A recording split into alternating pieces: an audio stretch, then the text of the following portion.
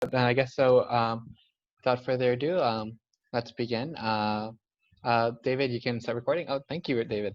So yeah, um, Anna, thank you for sharing. So yeah, thank you guys for coming out to our Ho'ohuli showcase. We'll talk more about the project later on, but this is just kind of demonstrating some of the work that we've been doing for the past week and a half, 2 weeks-ish. So we're so glad that you guys came out to look over what the work that we've done. But yeah, go to the next slide. Before we just want to do a quick introduction. So we have our advocacy support team here with us. We have Ben, who's from the Heart Sustainability Mobility Labs. We have David from Hawaii Kids Can, and we have Lauren from Sierra Club Oahu Group. And without them, this project wouldn't be the same. So we're very grateful to have them a part of our team, allowing us to set up this webinar and giving us giving us some of the resources that we needed to make this a successful project. Now we'll go on and introduce ourselves, and we'll start with Anna. Oh, sorry, it was on mute. Hi, I'm Anna. I go to UH Manoa, and I'm part of the core team for the Ho'ohuli Youth Advocacy Initiative. And I'm very happy to be doing this with all of you today. Hi, my name is Erin. I attend American University, and I'm also part of the core team, and I'm very happy to be presenting our culminating project with you today. Okay. Hi, everyone. My name is Jonah. I'm also a part of the core team, and I attend UH Manoa. So yeah, and I'm just very glad to see all of the attendees here today to be presenting this to all of you, wherever you're watching from. If you're watching this now or later, thank you guys so much for coming out. So hi, I'm Lucy. I'm going to be a junior at Myron B. Thompson Academy High School. Yeah, I'm the newest member to this team. Started only a couple weeks ago, but it's been a really exciting journey, and I'm excited to be here with you all today.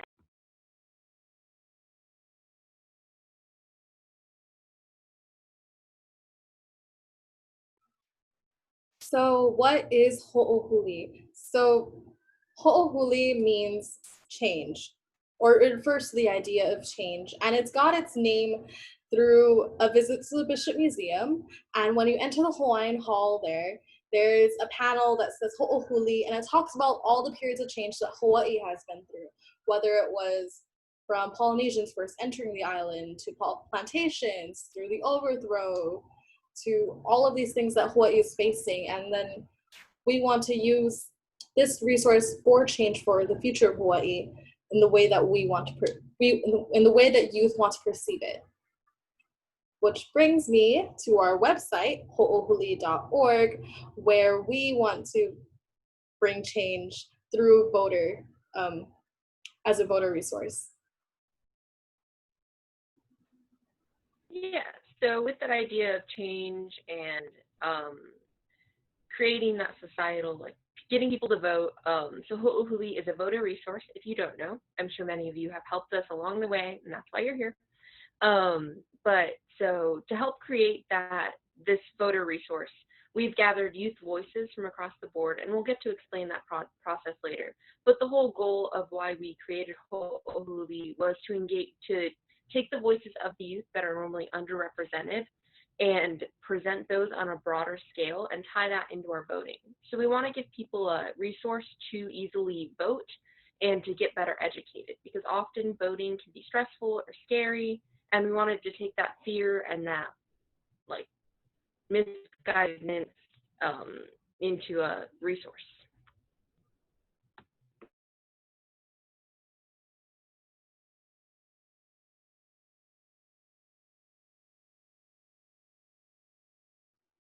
So a lot of the content that we have on Ho'ohuli stems out of these community change forums. Community change forums was a beginning project that we used to gather interest in civic engagement, essentially. So we wanted to gauge what youth and basically what the general public wants to focus on, what issues matter to them. And so after bringing those out throughout Earth Day and through a whole 4 days of doing that, we were able to gather content and be able to figure out what exact issues should be on our website.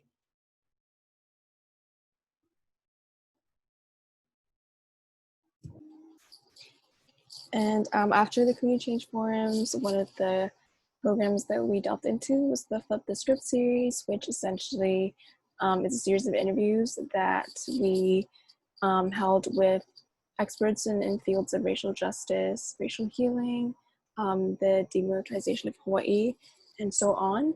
And so we wanted to kind of represent the intersections between racial justice, climate justice, and such. And this was definitely born out of the mass resurgence of the Black Lives Matter movement.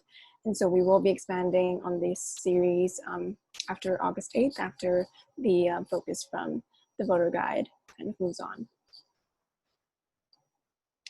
And finally, the culmination of this website was actually definitely not a kind of solo thing. It was a collaboration from many different youth members and community leaders. We held a weekend research-thon where we basically put our hands in and created this kind of Google Sheet thing that you see on the slide, where folks just kind of contributed to the research and compilation of materials of candidate stances on these issues. And so, yeah, this was an entire weekend of research, and that kind of transferred into the website. And finally, we'll be moving on to the actual website, which Jonah will give the tour of. Yeah, so before I go ahead and share my screen, if you guys, throughout me presenting the website, or throughout, if you guys have any questions already, please go ahead and use the Q&A function, and we will have time after we present the website to go over some of the questions and discuss some of them after we present the website. So I'll go ahead and share my screen. So what you see in front of you now is ho'ohuli.org. The link is also inside of the chat. So if you want to go ahead and look for it yourself, please feel free to do so. But I'll go ahead and start kind of sharing a lot of the pages and what you'll see once you first get onto the website. So once you go into ho'ohuli.org, this will be the first. This will be the landing page or home page that you'll arrive, and it just basically talks about what the purpose is of this of the website and how to use it. Throughout this website, you'll notice here that we do have some quotes, and that is very quotes from youth, and that is something prominent throughout this website. And a lot of the things and information that you'll see from this website is the voices of youth, and that's something that we're hoping to lift up through this website. So how to use this guide? As we said earlier, a lot of these issues were discussed through the community change forums held in city council districts earlier this year. And so that was kind of like looking through those issues that people identified within their communities we kind of structured them down to like main points and use those as guiding principles for what candidate information to look for. So again, after that, you guys can choose a council district, a mayor. We also have the mayors and prosecutors race here. And in regards to some of the information in this website aren't all there yet, but we have reached out to candidates for them to submit a quote of themselves. And that's something more we can get on when I get there. As well as some of the other information, some of the other resources on this website, which we'll also show as we go through. So if I click here, discover the issues, this will lead us to our issues page. Again, you can see quotes. We have quotes all over this website. And we've identified 10 quotes, not 10 quotes, 10 issues that youth were passionate about, and that were INA, sustainability, economy and jobs, civic engagement, systemic racism and equity, peace and security, housing, transportation, waste and pollution, and education. And so those were the main talking points from youth across this island. And we've all kind of we've put that at the forefront of our website. So I'm gonna go ahead and click the INA issue, and on every single one of our issues, there is a quote from one of our youth.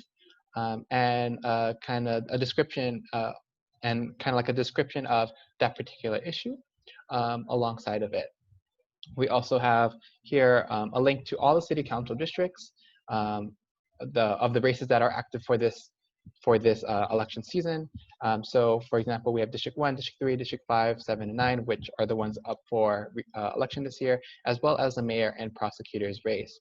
So if we go into here, on every issue pages, there is a link to all of the different candidate races. If you also want to go look at different races, you can always go to the tab and click a different district or different race in the voter guide. So I'm just going to go ahead and click District 1, and it will lead me straight to that particular section. So in this case, it's Aina. And we have the different candidate information here about their particular issue, as well as a quote from that particular district, or just an overreaching quote of that issue. So you can see the different quotes that we got, and you can also see what sources that we've got them from. So if you were to click one of these sources, it will lead to where that source came from. So for example, this one came from the candidate website. This one came from the Hawaii Bicycle League, and this one also came from the candidate website. And if you want to explore more information about each of these candidates, you can click their names, and they will lead you to for example here, a Google search of that particular candidate. So you can explore more. But each of the candidates all have the same issues and such. So for example here, pending responses, for those particular ones, those issues, we couldn't find information on them, but we did offer candidates the ability to submit a quote to fill in those blank spaces that we weren't able to find. Now I'm going to go into our Flip the Script series. So this is something that that Anna did talk about and something we work about. And so if you're interested in any of the conversations that we had that kind of led up to this website, you can go look about it and watch them here or on YouTube as well. If we also have an about page, just going over the history of the website, which we talked about earlier, as well as a contributors page, those who helped contributed to this research project. So we have all of our youth contributors here, as well as some of our adult support and groups who have supported us through this project. As for contact, we're always looking. One of the things about our website is that we hope to continue moving it forward. And so we say that our website is a living document. So if there's anyone who wants to provide feedback on that website, or who wants to submit a candidate quote, because we are missing some, they can do so by clicking any of these buttons. But that's basically the website. I'm going to go ahead and stop sharing. And if you guys have any questions, feel free to input them into the Q&A section button on your Zoom, and we can go ahead about and answering them now.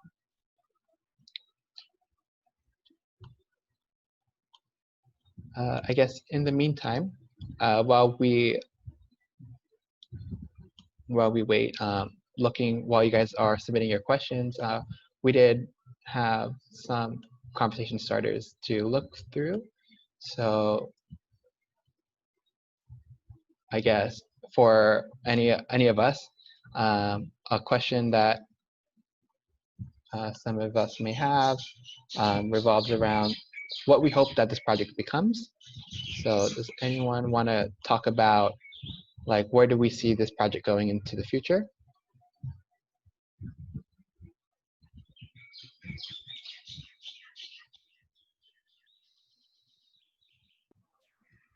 Looking ahead, we're really hoping to grow as a group.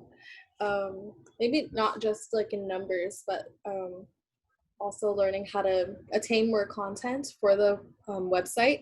As you can tell, that we didn't cover every single race on the ballot this year, because this is a very new project and endeavor we're taking on. So we wanted to make it as accessible as possible.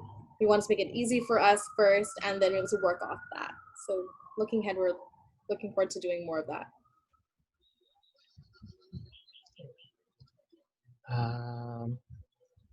I guess, do we have any questions coming in? Yes, no? feel free to, don't be afraid to ask questions to our attendees. It's okay.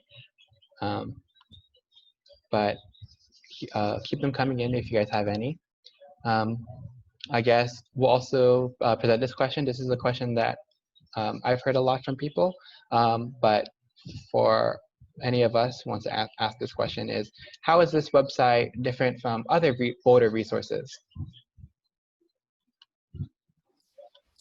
To speak to that, so we've definitely gotten this question before from other folks, and I think one of the distinctive characteristics is the focus on specific issues that they're not just kind of blanket issues, right? They're like specific ones that were raised in the community change forums that were discussed by youth that concern youth, but also their communities at large.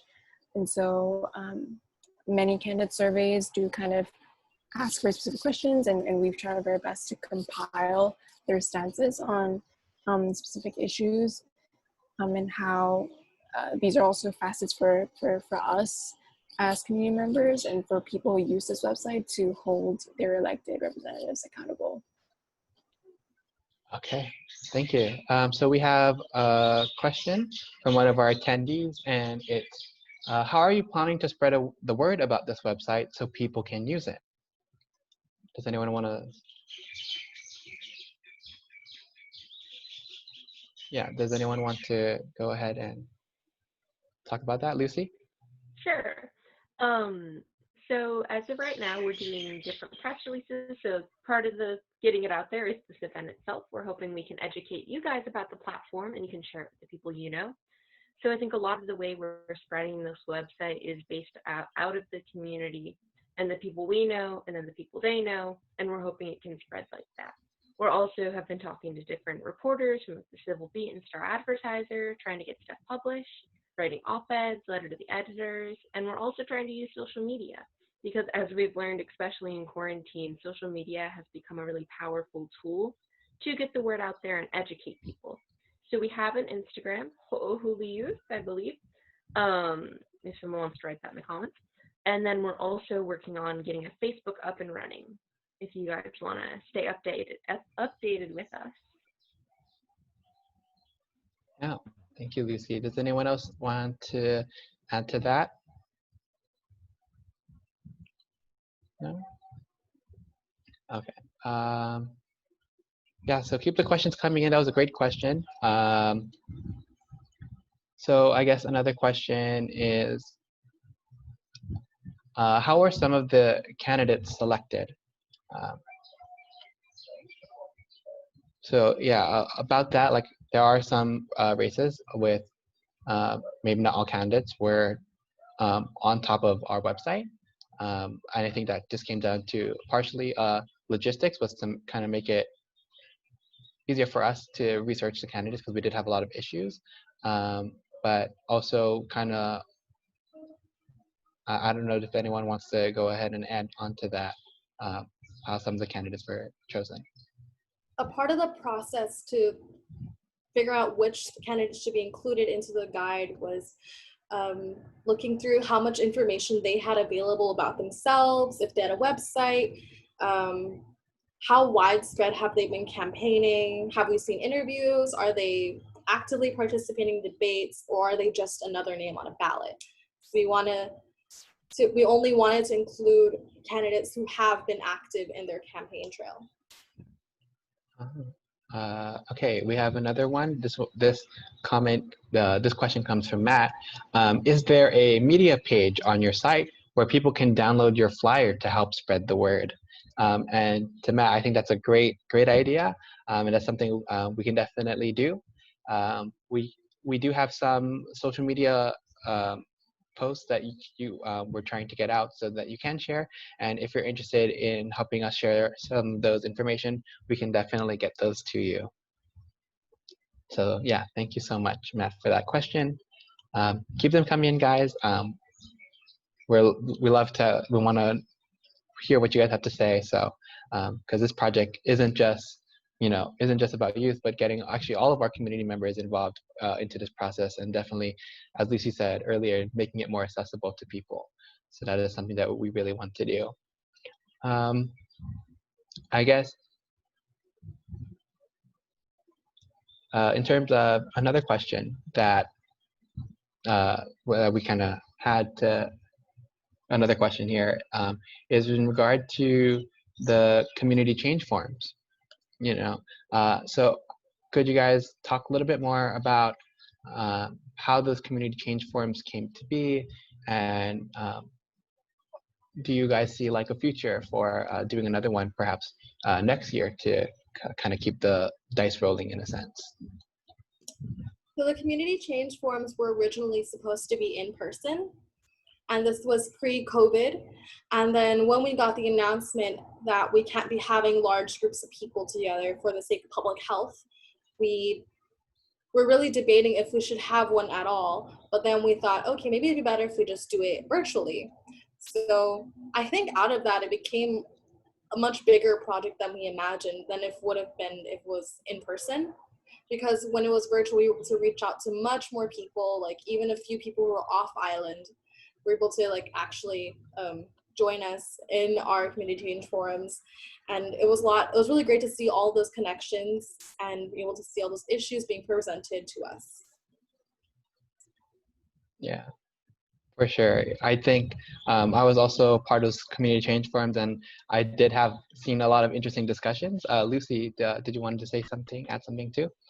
Yeah, so I actually wasn't a part of this core group when the community change forums were going on, but I attended them for my district. So I think that's an interesting aspect and view I have, because I think as someone who attended these forums, it was really cool to have my voice actually be listened to, especially on a specific level to my district and the issues I saw there. So I think it was a really cool resource, and especially to use these youth-led forums for the website. And I feel like these forums were really cool launching off spot for that. Awesome. Thank you for offering your perspective, especially coming, Lucy, if you didn't know, Lucy did kind of come into our project core team more recently, but she has a big impact on this process. So Eva asked, are you planning on doing more work with the website and the forums in the future? Definitely, yeah, it's a really, really great question. And I think we've had variations of this conversation before. We see this specific website going into multiple directions, whether it be expanding on the Flip the Script series or having it as a space of accountability for elected representatives, or just continuing to have these conversations with youth and other community members. I do think that the forums was a great kind of introduction to what we're doing, and I don't doubt that it's something that we'll continue to produce, whether it be focused on districts or focused on specific issues on a website. So yeah, and if you have suggestions on what you think you'd like to see, it'll also be really awesome and probably really helpful to the advancement of this program. So. Yeah, and like we said, if you guys do go on our website and click our contact tab in the header, we have a right front and center. It says that our website is a living document. So we do see it changing in the future. And like Anna was saying, if you guys have any feedback, if you guys are just cruising through the website and see anything, like any suggestion or something that you may think is a good idea, feel free to offer it, because we do definitely want to grow this website and make it better for people to use in the future. So thank you for that question. I guess since there isn't another question, I'll go into some of our other questions that we have here. Erin, you talked about COVID-19 and that kind of leading this process. So I guess, how would you say like it affected this process in a way? Like, we didn't get to meet in person for those community change forums, right? And now coming from that moment where we decided like, we're going to push forward with these community change forums online, how did that like just change the tide of how all of this kind of came to be? I think switching to virtual, it allowed us to gather more people, as I mentioned a little bit earlier. I also think it also created a bit more of just accessibility for people to join us. and it allowed for a bigger space for people to be civically engaged. I think because we're focusing on youth, and youth have been in the past overlooked when it comes to things like politics and civic engagement, this allowed for a much more direct approach to helping uplift those voices that have been overlooked in the past. So when we went to virtual, it became a lot easier for people to come in and voice their opinions.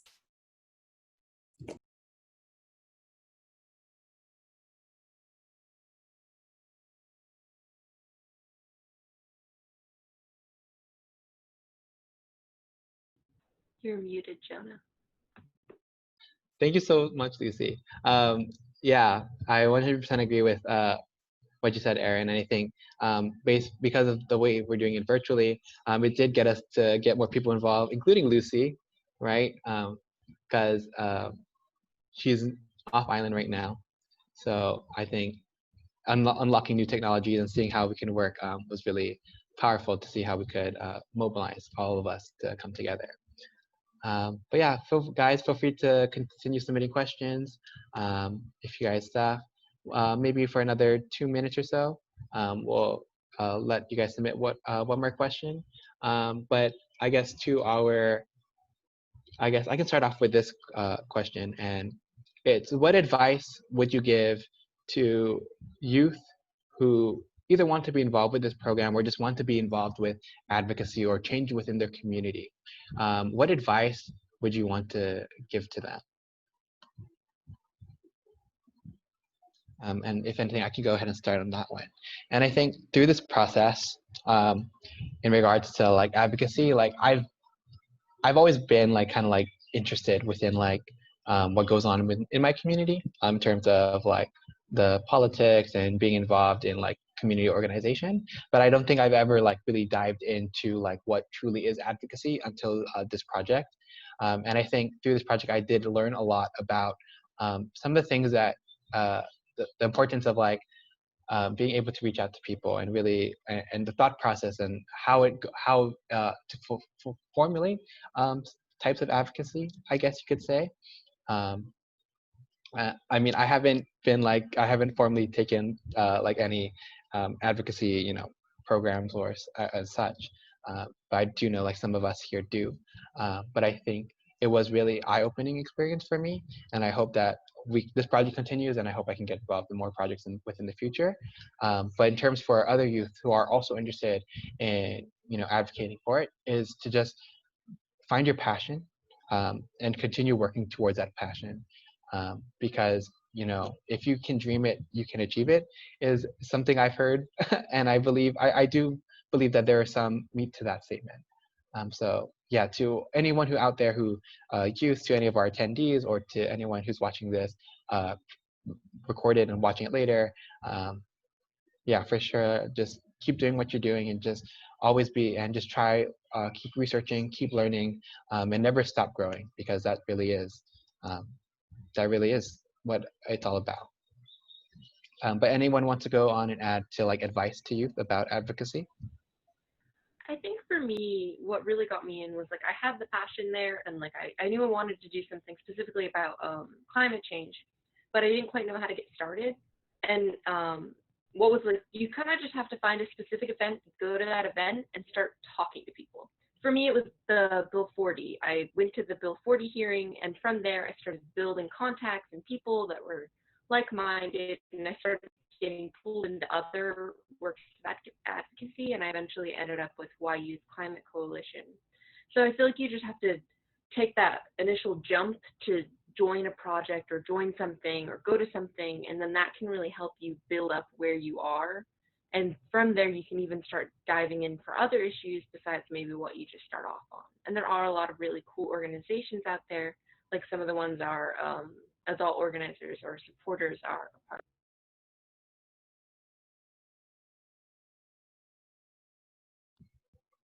Erin or Anna, do you have anything to add to that? I think when it comes to advocacy, it comes down to your why. So why are you involved, and why do you focus so much on issues such as climate change or gun control, stuff like that?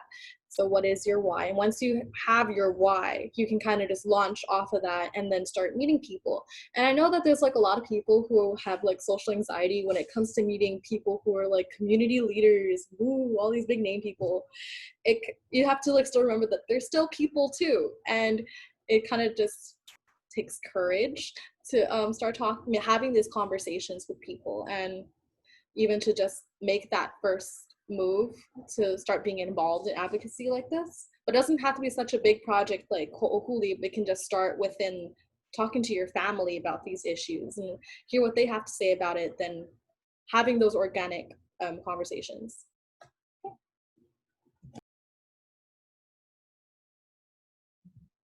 Yeah, thank you, Erin. But Anna, are you good? Okay. But yeah, if anyone has any last minute questions, feel free to submit it now. I'll give you guys about a minute or so. But other than that, I think that kind of covers everything. If any of our adult supporters wants to kind of hop in and ask us a question, if there's anything, feel free to do so now as well.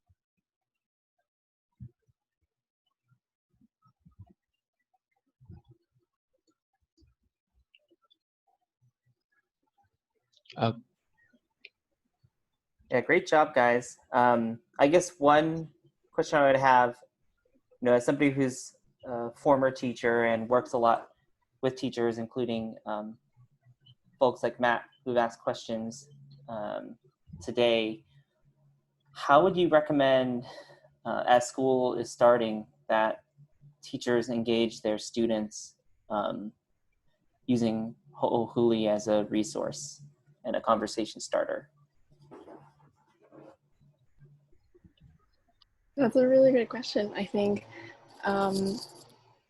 it could be taken as almost like a guideline, not a guideline, but more of like an inspiration to get their wheels turning.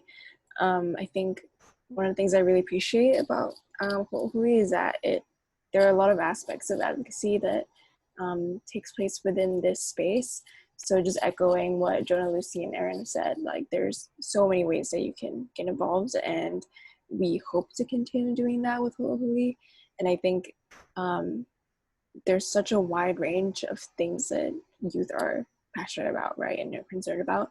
And so our hope, I think, is that they could look at Ho'ohuli and be like, oh, okay, this is a really good idea. Like, how can I take that and maybe kind of use that as inspiration, take a spin on it, and kind of curate that around my community and the issues that exist within our community.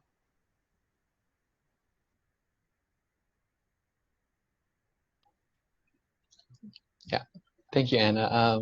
But yeah, I'll kind of echo what Anna said, and I think it really comes down to, I guess, right now, like we are in a very difficult time, and I think using it as kind of like one thing that we're hoping for is that we look at it as kind of like a beacon of hope, I guess, for lack of a better term, right? And I hope that for teachers, if I definitely like the idea of sharing this to teachers and using it as a platform to, kind of help them have that conversation about making them aware about what's going around. Because I feel like when it comes to like education, you should have a voice in what they say in education, and that is definitely one of the issues that we should talk about on our website. So in terms of like learning, I think they can be used as an example of finding your passion and really pushing forward into it. And I hope that we can empower youth and young people across this island and even the state to continue to use their voice, and hopefully that use their voice and just be passionate about the things that they're passionate about. But yeah, thank you so much for that question, David. Well, I guess with that being said, I think we can go ahead and wrap things up, unless anyone has any last lingering questions or thoughts. Hi, Lauren. I'm sorry.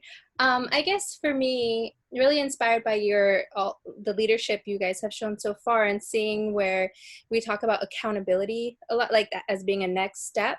So just like what your thoughts would be, like what does accountability look like for decision makers, or in your mind? Is that a question? No, that's a great question. Thank you so much, Lauren. I guess in terms of accountability, I guess accountability, I guess, could mean a lot of things to different people, right? I guess for me personally, I don't want to speak behalf on the team, but I think like accountability is like following through, kind of like on a promise, right? In a sense, like you say some things, and does your action follow what you're saying? And I think that in terms, and that I guess for us, like what we could do in the future for this website at least is to use the things that candidates say, and kind of say like, okay, you said you're going to do this, but you haven't been supporting those initiatives or those bills or pushing for those kind of issues. And I think in terms of I think that's and I think that's one of the things that we're hoping through this process is looking at the issues, looking at what they're saying, these candidates are saying, and then kind of like, if they do get elected, it's like, hey, people voted for you because you said these kind of things, or this is what you've been saying, but what are some of the things that you've been done to showcase that you've been doing this? And I think we're hoping that and I think as youth, that's something that we want to do is like, hold our politicians, our leaders accountable for the, the things that they say and do. And because at the end of the day, the consequences of those, of them not doing something or saying they'll do something but not doing something, will have to be something that we'll have to face in the future. So yeah, but that's a great question in terms of accountability. But does anyone else of our core team want to answer that question?